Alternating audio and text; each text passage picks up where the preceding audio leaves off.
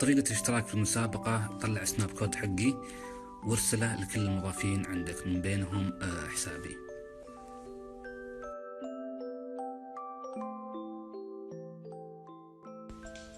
الله يمسيكم بالخير. طريقة اللعبة أن المكعبات هذه تحاول تصفها بحيث أنه ما يكون هنا فراغات في النص، وهي على مراحل.